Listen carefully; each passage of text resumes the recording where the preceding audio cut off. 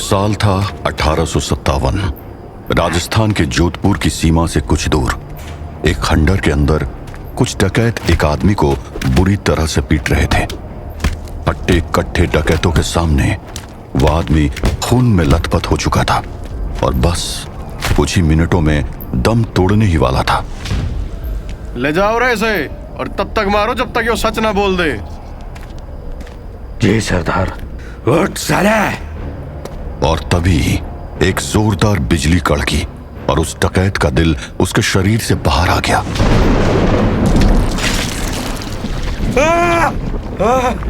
किसी को कुछ भी समझ नहीं आया कि आखिर वहां हुआ क्या था। दो पल के लिए सब सुन्न रह गए और फिर एक जोरदार चीख के साथ वो सन्नाटा टूटा। उसने मंगल को मार दिया सरदार, उसने मंगल को मार दिया। गोली चलाओ, भून दो साले को, गोली चलाओ। गोलियों की बारिश हो रही थी, लेकिन उस 6.5 फुट के आदमी के मुंह पर शिकन भी नहीं थी। वो अभी मंगल डकैत का दिल अपने हाथ में लिए बाकी डकैतों को घूर रहा था। सरदार, ये तो मर ही नहीं रहा है। साले तू आखिर चीज क्या है? तुम्हारी मौत। गोलियां उसके जिस्म से बाहर निकलकर गिर रही थी और उसके घाव अपने आप भरते जा रहे थे। उसने अपने दोनों हाथ फैला दिया और आसमान चित्कार उठा। ये क्या है? अचानक आसमान में बहुत सारे चमगादड़ आ गए और वो उन डकैतों पर टूट पड़े। इन्हें मेरे से दूर हटाओ, हटाओ इन्हें मेरे से दूर हटाओ। भून दो इनको, गोली चलाओ। चारों तरफ हाहाकार मच चुका था। चमगादड़ों का झुंड एक एक करके सभी डाकुओं को धराशायी कर रहा था। कुछ ही पलों के बाद सिर्फ डकैतों का सरदार जिंदा बचा था। तू साले, तू क्या बोला है? मेरे पास मत आ वरना ठोक दूंगा, मैं ठोक दूंगा। कौन है तू? कौन है तू?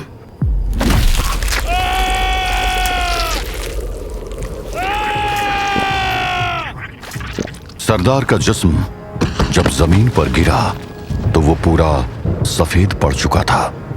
उसके शरीर में एक बूंद खून भी नहीं बचा था। उधर वो रहस्यमय शख्स उस आदमी की ओर बढ़ा जो उन डकैतों की मार से अब तक बेहोश पड़ा था। उसने उसे एक हाथ से उठाकर अपने कंधे पर डाला और अपने पीछे मौत का मंजर छोड़कर अंधेरे में गायब हो गया।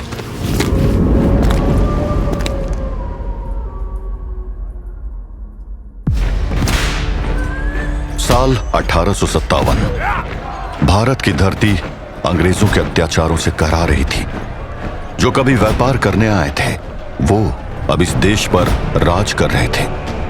देश के कोने कोने से उनके इस अत्याचारी राज के खिलाफ आवाजें उठने लगी थी और बहुत से राजे रजवाड़े बगावत के लिए एक हो रहे थे। पूरा भारत एक बारूद के ढेर पर बैठा हुआ था जिसमें बस एक चिंगारी लगने की देर थी। मगर इन सब से दूर ऐसे लोग भी थे जिनकी किस्मत बहुत जल्दी उन्हें एक साथ लाने वाली थी। हैदराबाद से कुछ दूर नगर कुर्नल के नल्लामला फॉरेस्ट में एक्सप्लोरर अनीता पटेल अपने पर्सनल हेल्पर रामदास के साथ एक प्राचीन मंदिर की खोज में आई थी।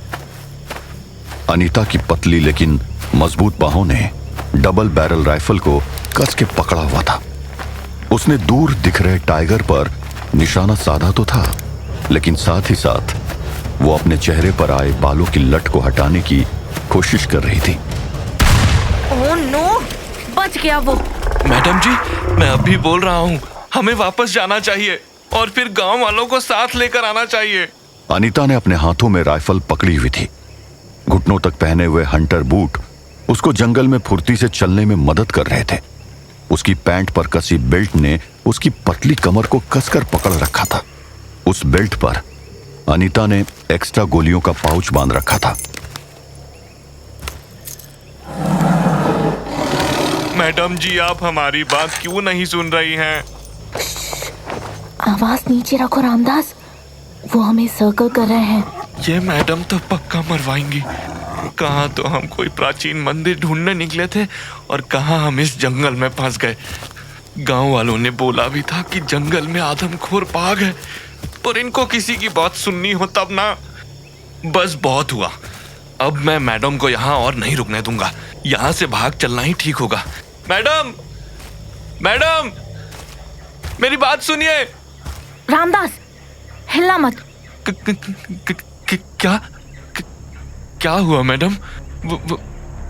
वो मेरे पीछे है ना? जब मैं बोलूं तब अपने राइट पर जंप मारना, मतलब कूदना। ओके? Okay madam. आराम से आगे आओ, और आगे और आगे। रामदास कूदो। गॉड, बाल बाल बचे। 1 सेकंड भी डिले होता तो ना रामदास बचता और ना मैं। चलो, ये आदमखोर तो मारा गया, अब चलकर उस प्राचीन मंदिर को ढूंढा जाए। पर ये रामदास किधर गया? रामदास, रामदास, मैडम, मैं इधर हूँ। रामदास किधर हो तुम? Ramdas, you idiot, you lucky idiot. क्या हुआ मैडम? आप हंसने क्यों लगी?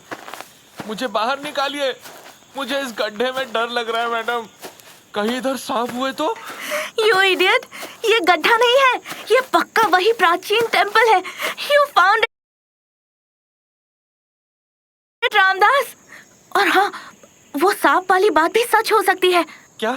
अरे मैडम, मुझे बाहर निकालिए इधर से। रुको, मैं भी अंदर आ रही हूँ।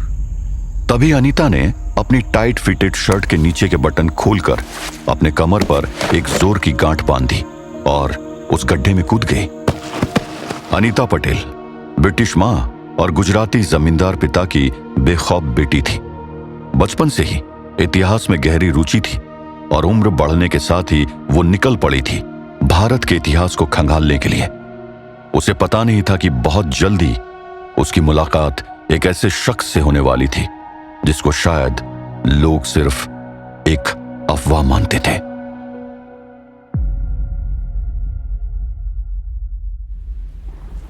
शाम का वक्त था और लंबा काला ओवरकोट पहना वो आदमी एक खंडर में किसी का इंतजार कर रहा था।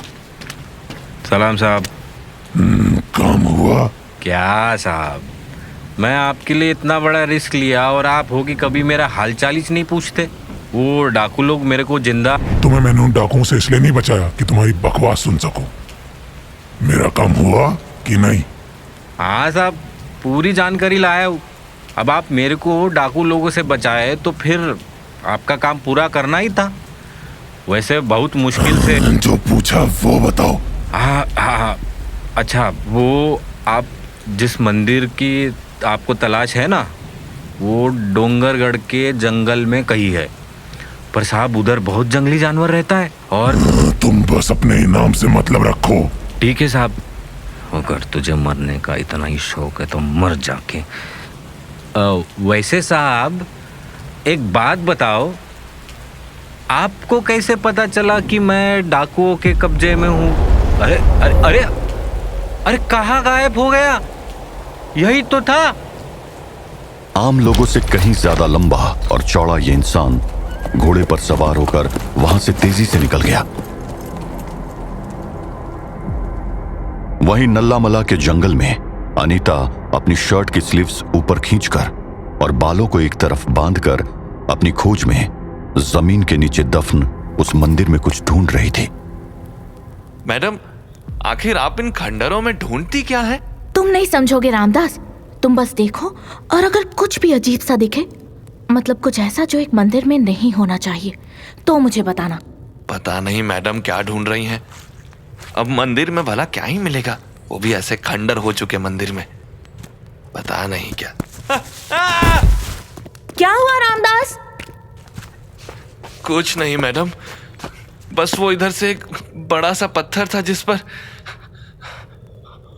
मैडम, ये तो शिवलिंग है। देवा रे देवा, पाप हो गया मुझसे, माफ कर देना शंभू। शिवलिंग? 1 मिनट रामदास, जरा ये मशाल थोड़ी ऊपर करके पकड़ना। जी मैडम। मशाल की रोशनी में अनीता की शक्ल पसीने से भरी होने पर भी खूबसूरत और गंभीर दोनों लग रही थी। कुछ गड़बड़ है। ये तो दुर्गा माता का मंदिर है, तो इसके बीच में जमीन पर शिवलिंग। एक मिनट, ये शिवलिंग नहीं है। इस पत्थर पर तो संस्कृत में कुछ लिखा है। रामदास, मशाल थोड़ा पास लाना। हाँ, ये शिवलिंग नहीं है। रामदास, तुम सच में बहुत लकी हो। अब मैंने क्या किया मैडम? ये शिवलिंग नहीं है रामदास, ये पत्थर यहाँ दबाया गया था जो वक्त के साथ बाहर आ गया है। और इस पर जो लिखा है ना, मुझे वही चाहिए था। चलो रामदास, हमें निकलना होगा। हमारी अगली मंजिल यहाँ से दूर है। मतलब अब हम किधर जा रहे हैं मैडम? डोंगरगढ़ के जंगल में। हमारी मंजिल वहीं कहीं मिलेगी। मारे गए, एक जंगल से निकले नहीं और दूसरे में जाने की तैयारी हो गई। चलो रामदास, लगता है तेरी मौत किसी शेर के पंजों से ही लिखी है। किस्मत उन दोनों को जल्दी ही मिलाने जा रही थी, और वहीं दूसरी तरफ उन दोनों के साथ एक और इंसान की किस्मत जुड़ने वाली थी। साहब, माफ कर दो साहब, दोबारा गलती नहीं होगी।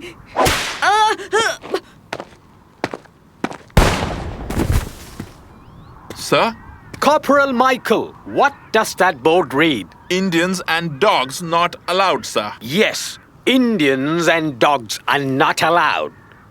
And do we whip the dogs? No, sir. We shoot them. Good. So next time I don't want to see you waste your time flogging these heathens. Just point and shoot. Is that clear, Corporal? Yes, sir. But, sir, they were only stealing flowers. Indians and dogs are not allowed, Corporal Michael. So, sorry, sir. साहब, church से father आपसे मिलने आए हैं। उनको अंदर बिठाओ, मैं आता है। Michael, take these bodies and feed our dogs. They will love the soft and tender meat of these trespassers.